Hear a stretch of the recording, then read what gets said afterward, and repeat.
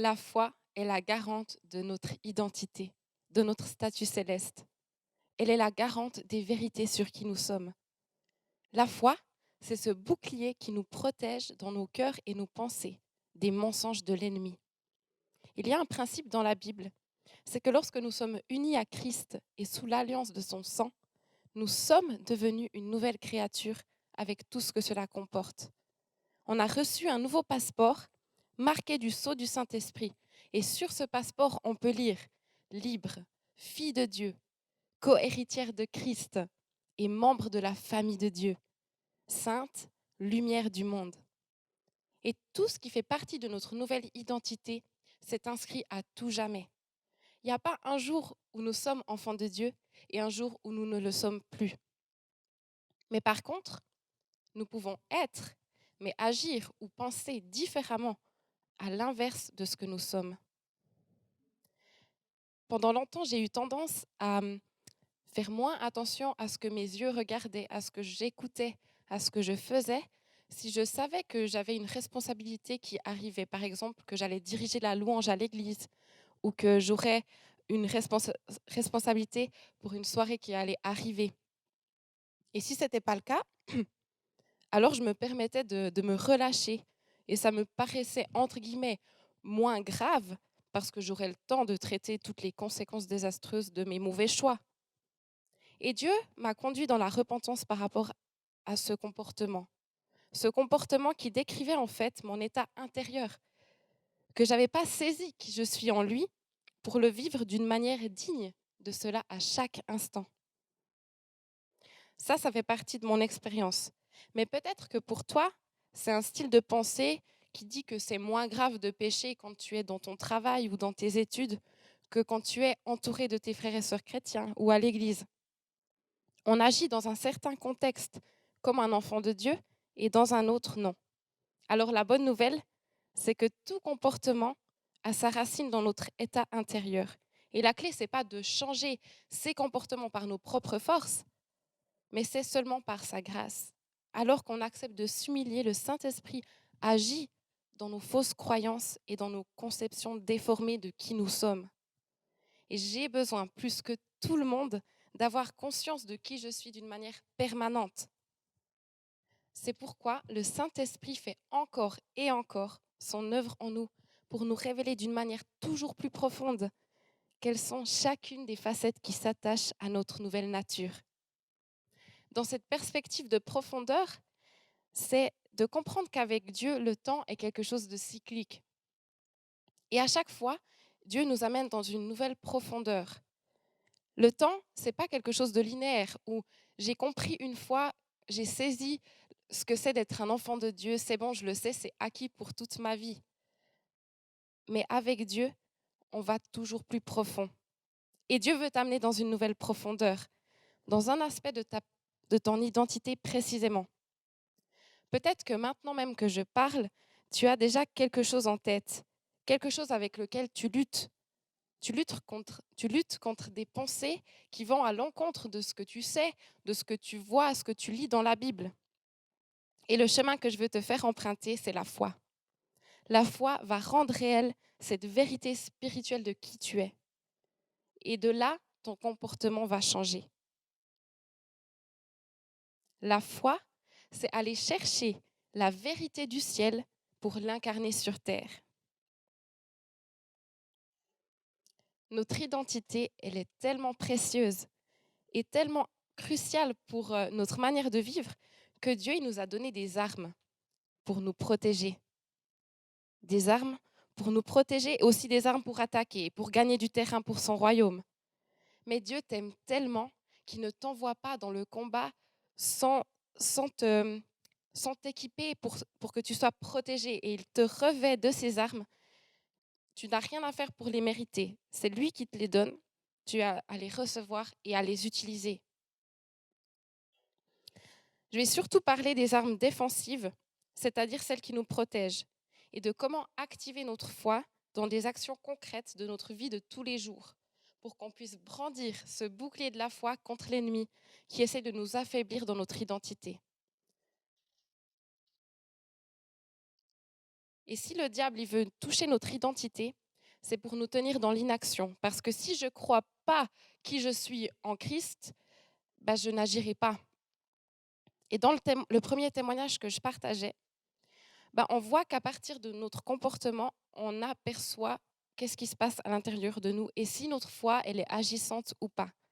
Un autre exemple de comportement, ça peut être de ne cesser de se dénigrer, jusque dans nos paroles. C'est la marque qu'à l'intérieur de nous, on a laissé le mensonge « tu n'es pas assez bien, tu n'es pas parfaite, tu pourrais faire mieux », prendre la place de la vérité de Dieu qui dit que je suis choisie et établie par Dieu pour porter du fruit. Je suis une créature merveilleuse. Dans Éphésiens 6, au verset 10 à 18, nous lisons. Au reste, fortifiez-vous dans le Seigneur et par sa force toute puissante. Revêtez-vous de toutes les armes de Dieu, afin de pouvoir tenir ferme contre la ruse du diable. Car nous n'avons pas à lutter contre la chair et le sang, mais contre les dominations, contre les autorités, contre les princes de ce monde de ténèbres, contre les esprits méchants dans les lieux célestes. C'est pourquoi prenez toutes les armes de Dieu, afin de pouvoir résister dans le mauvais jour et tenir ferme après avoir tout surmonté. Tenez donc ferme, ayez à vos reins la vérité pour ceinture, revêtez la cuirasse de la justice, mettez pour chaussure à vos pieds le zèle que donne l'évangile de paix. Prenez par-dessus tout le bouclier de la foi, avec lequel vous pourrez éteindre tous les traits enflammés du malin. Prenez aussi le casque du salut et l'épée de l'esprit, qui est la parole de Dieu. Faites en tout temps par l'esprit toutes sortes de prières et de supplications. Veillez à cela avec une entière persévérance et priez pour tous les saints. Ce casque, cette cuirasse et ce bouclier, on les met une fois pour toutes et on ne les enlève plus. On entend souvent qu'il faut mettre cette armure encore et encore. Mais je crois qu'on est appelé à la mettre une fois pour toutes. Elle n'est pas faite pour être enlevée. Les armes défensives, celles qui nous protègent, sont la cuirasse de la justice. Elle nous protège des accusations de l'ennemi. Le casque du salut. Le casque du salut, on le reçoit comme une grâce.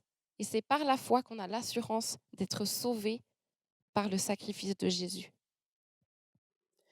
Le bouclier, finalement, c'est une arme qui nous protège entièrement, mais surtout, c'est une arme qui protège nos armes. Quand Paul parle de toute cette armure du chrétien, l'exemple qu'il a en tête, c'est un soldat romain. Et leur bouclier était censé pouvoir porter leur corps s'ils venaient à mourir dans la bataille. Pour dire, ça faisait comme un brancard, ce bouclier, il était grand. Il couvrait vraiment tout leur corps. C'est pourquoi c'est si important de prendre la foi par-dessus tout, par-dessus nos armes, et de s'assurer que nous ne combattons pas avec autre chose, avec nos propres armes humaines ou en d'autres mots, avec nos expériences, avec nos échecs ou avec notre raison humaine, ce qu'on peut comprendre. Le point de départ, c'est cette foi que la parole de Dieu est notre socle. Elle est la vérité et elle fait autorité dans sa totalité. Si on combat avec nos propres forces, on entre dans une argumentation avec Dieu. Oui, ta parole dit ça, mais mon expérience ou ma compréhension dit autre chose. Et moi-même, je m'inclus là-dedans. On a tous une partie de notre vie qui bloque. On aura toujours un argument pour que notre foi faiblisse. Je peux prendre l'exemple d'une chute à vélo. Si on tombe à vélo, il y a quelque chose qui va se bloquer dans nos pensées. Et même si on remonte sur notre selle, on va être bloqué par cette peur de retomber. Et dans notre foi aussi, beaucoup de blocages se font sentir. Ils sont dus à des blessures, à des incompréhensions, à des échecs. Alors après une chute, un échec, notre mot d'ordre doit être, peu importe ce que je vois, Peu importe ce que je vis, que Dieu fasse ou non, je reste sur la parole. Afin de pouvoir utiliser le bouclier de la foi pleinement, il est nécessaire de déposer ces armes que nous nous sommes construits avec notre raison et notre expérience. Maintenant, je t'amène en fait à vivre cette première étape d'humilité où on renonce à combattre par nos propres forces et on entre dans une étape d'obéissance à la parole de Dieu. On accepte que même si on ne comprend pas tout, la Bible dans sa totalité est vérité et fait autorité dans ce qu'elle dit de Dieu et dans ce qu'elle dit de nous. L'objectif de l'ennemi, c'est de nous atteindre dans notre vision de nous-mêmes pour nous maintenir dans l'inaction. Et pour arriver à ses fins, il utilise le mensonge, le doute ou les accusations. Il utilise des méthodes sournoises et il agit par ruse comme il l'a fait aussi avec Ève. Dieu a-t-il réellement dit? Dieu a-t-il réellement dit? Es-tu vraiment pardonné? Es-tu vraiment digne de venir dans la présence de Dieu? Est-ce que Dieu est bon même si je ne vois pas de miracle? Est-ce que Dieu est au contrôle? Qui a déjà eu ce genre de pensée? Comment réagissons-nous face à cela? Savons-nous comment utiliser notre bouclier contre ces traits enflammés? Faites en tout temps, par l'Esprit, toutes sortes de prières et de supplications. Veillez à cela avec une entière persévérance. Après nous être revêtus de toutes les armes de Dieu, une fois pour toutes, nous sommes appelés à prier en tout temps par l'Esprit, à y veiller avec une entière persévérance. Et ça, c'est notre manière de combattre. C'est ça notre manière de combattre. Il n'y a pas de combat silencieux. Ça semble si évident d'un point de vue terrestre. Quand il y a deux puissances qui s'affrontent, ça fait du bruit. Et la clé contre les attaques de l'ennemi, c'est la prière. C'est de proclamer, de dire ici-bas la réalité du ciel. Le mot pour bouclier vient du mot porte. Porte, oui, par rapport à ce grand bouclier, comme je l'ai dit avant, il était très grand, aussi grand qu'une porte. Mais porte, c'est aussi cette porte que tu fermes derrière toi quand tu entres dans ta chambre pour prier. C'est dans la prière que réside l'efficacité du bouclier de la foi.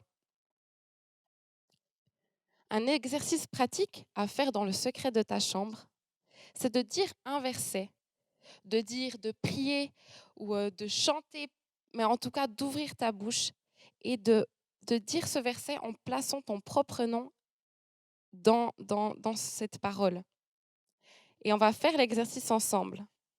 Dans Éphésiens 2:10, on va le dire comme si ce verset parlait de moi qui m'adresse à Dieu. Moi, Lydie, je suis ton ouvrage. J'ai été créée en Jésus-Christ pour des œuvres bonnes que tu as préparées d'avance afin que je les pratique. Et cet exercice, il marche tout autant avec l'Ancien Testament. Alors prenons ensemble Ésaïe 43, versets 1 à 3. Je suis sans crainte car tu m'as racheté. Tu m'appelles par mon nom, je suis à toi. Si je traverse les eaux, tu seras avec moi, et les fleuves ne me submergeront pas. Si je marche dans le feu, je ne me brûlerai pas, et la flamme ne me consumera pas. Car tu es l'Éternel, mon Dieu, le Saint d'Israël, mon Sauveur.